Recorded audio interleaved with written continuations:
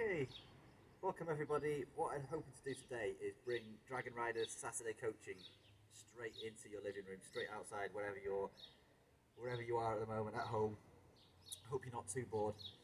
What I'd like to do is do a series of sessions building on certain core skills so that when we get back to the track, we're all up to speed, ready to go.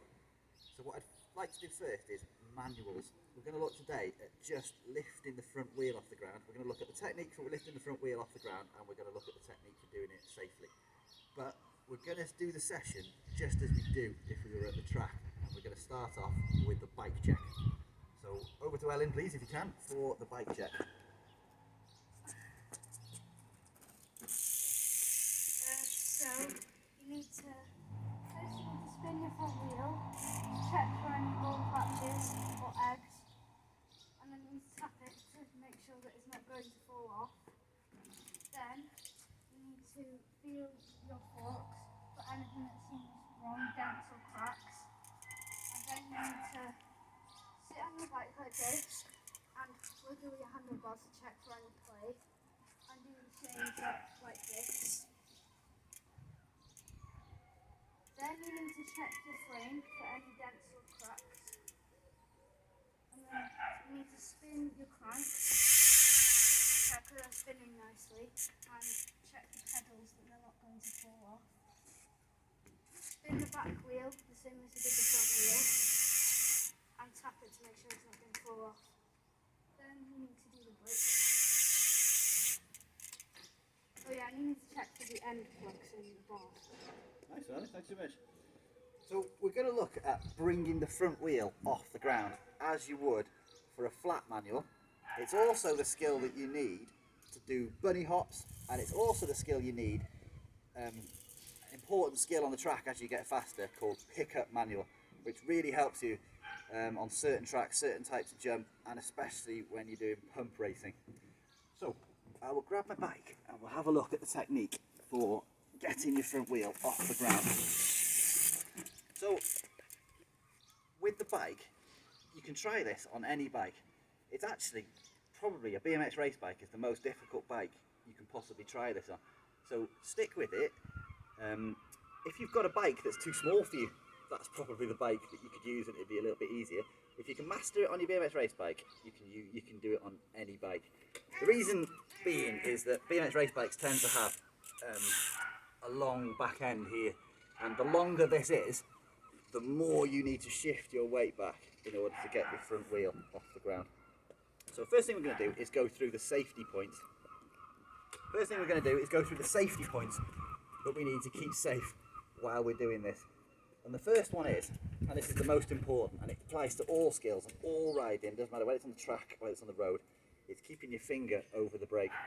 If you watch Superclass elite men on the UCI World Cup stage, they all have their fingers covering the brake, and that means that if your front wheel comes too high, it's always there, always ready to bring it back down. And it also means that you can stop and slow down whenever you need to. If you need 3 fingers, put 3 fingers on the brake, but make it your aim to go down to 2 fingers. Once you've mastered 2 fingers, make it your aim to go down to 1 finger. But as long as you've got enough fingers covering that brake so that you can bring your front wheel down, that is your first thing you need to do if you find your front wheel too high in the air. A little tap on the brake and down comes the front wheel. Next thing is that you need to always be looking ahead. It's quite tempting to look down at your front tyre when you're doing a manual. Keep looking ahead. Wherever you look, you tend to go. So you want to go ahead, keep looking ahead, keep your head up. The other thing is that we're going to be jumping off the back of the bike today, and if you have particularly spiky pedals and you're new to this skill, it's quite easy to catch yourself in the shins with these spiky pedals, and it never ends well. So if you've got knee and shin pads and this is your first time doing this skill, it's probably a good idea to wear your knee and shin pads. Great, right, let's look at the skill.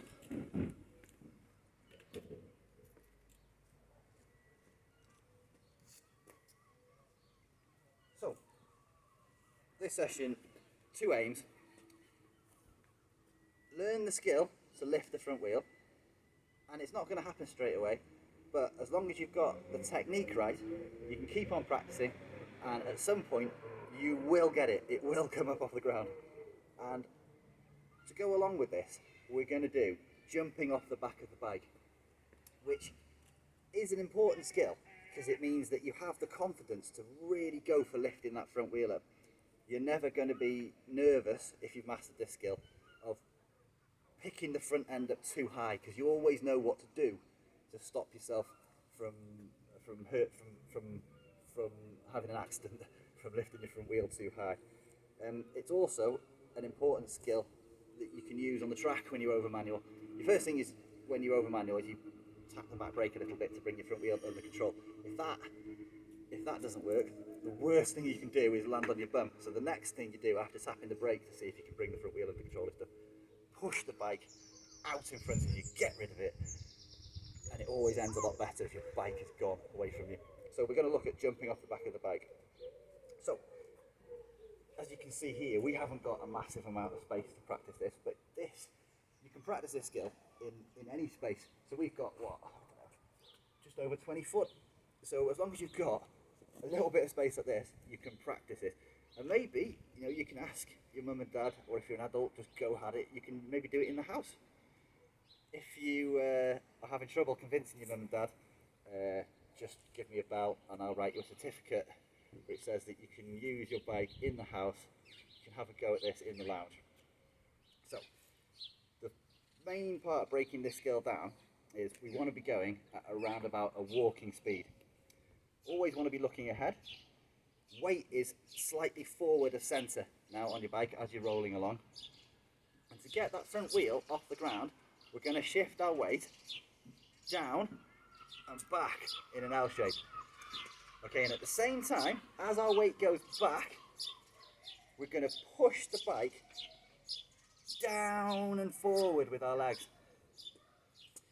And to help us do that, we're going to have our heels dipped on the pedal. Okay, so we're going to push down and forward. And in order to maintain the flat manual, you want to push down and forward, but you don't want to bring your leg completely straight. It comes to around about this sort of area with your bum over the back tyre. Okay, Ellen Parr, would you like to do a demonstration on your little rocker? Okay. Cool. So, if you're lucky enough to have a rocker, these are the easiest things you can use to get your front wheel off the ground. So she hasn't got a lot of space, so she's going to set off from the far side over there, and she's just going to ride along, walking speed, crank pedals level, looking ahead, and she's going to shift her weight down and back. Whee! Okay, and she showed the technique there as well for pushing the bike out in front of you. So on your little rocker bike, it's really, really easy to get that front wheel up, and it's actually very, very difficult to find the balance point, isn't it? And quite often you find yourself pushing the bike out in front of you and landing on your feet. So let's have a look quickly at the landing on your feet, pushing the bike out in front of you technique. So once you've got riding along, weight slightly forward, finger over the brake, looking ahead, and you've gone down and back, and up has come your front wheel. You push the bike out in front of you. The idea is that you come to the balance point, but today we're just looking at getting that front wheel up in the air. And what I want you to do is be able to really go for it and get this front wheel up in the air. So we're looking at pushing the bike. You're looking at what happens when you go way past the balance point, so that you've got the confidence to get that bike up to the balance point. So what happens is, imagine both my feet are on the pedals. I take my back foot off and I push the bike away with my front foot. Okay, it's very important that you take the back foot off and push the bike away with your front foot. If you're going really slowly, all you need to do is take your back foot off and you can bring everything under control. If you're going a little bit faster, back foot comes off first and the front foot pushes the bike away. So me and Ellen will have a couple of goes at it.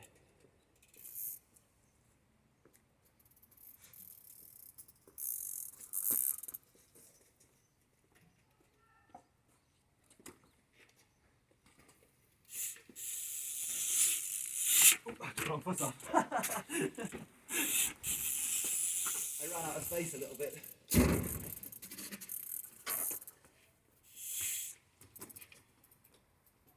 weight goes down, back, and then if it goes too far, you jump off the back.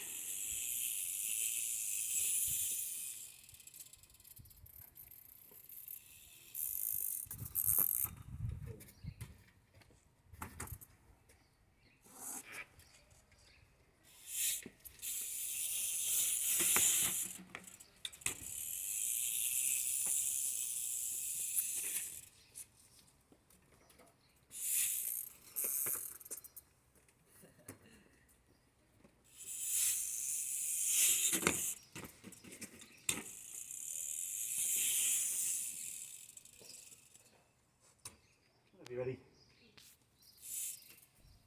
Back foot comes off first. Oh no. Oh, you took your front foot off, so you can get away with taking your front foot off on the rocker, but if you try and do that on your race bike, the pedal will come round and hit you in the shin. So try not to do that. Have another go on your rocker and then have a go on your race bike, see what difference it makes. Whee!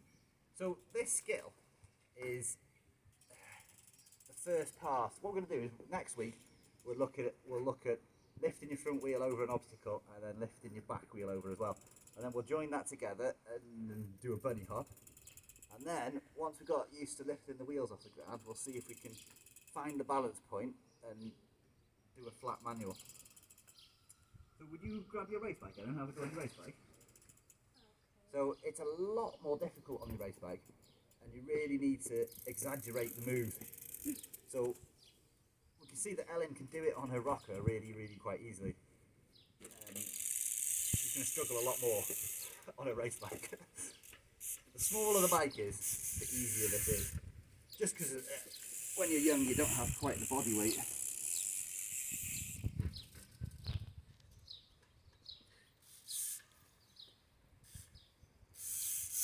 Hey, that was quite good, that, wasn't it? Really go for it, because you know that you can put your foot down if you go too far. Go on, really go for it. So your heels aren't dipping, and you're not pushing down and forward with your legs. Your front foot was your toes were, that time, your toes were down like that. If you can, dip your heels, it really helps to get that bike out in front of you. Good effort. So if you are struggling, there's a few things that you can do. It's important not to ride when you're trying to pick up the front wheel with your knees like this. Don't ride with your knees right out like this, but knees apart just to allow you to bend those knees, give you the room you need to push that bike forward with your feet. And the ideal is that you ride along with your feet flat, pedals level, and then as you come and lift the front wheel up, that's when your heels dip and you push down and forward. But there's no harm in engaging your heels down before you perform the manual. So as you're rolling towards the point where you want to do your manual, just really dip your heels. It really helps to get that front wheel in the air. So what you can do, if you'd like, is keep practicing this. Post your videos of how you're getting on. Post it on the Dragon Riders Facebook page, and then we'll hit you with some feedback. And let's see if you can keep practicing this all through the week. And then next week we'll progress the skill on a little bit, and maybe we'll go for front wheel over, back wheel over an obstacle, and then we'll go into bunny hop. And by the time you get back to the track, you'll all be bunny hopping. Let's go for everyone bunny hopping 12-inch, which is about that much, 30 centimetres, and see how we get on. Awesome. Look forward to seeing your videos. Thank you very much.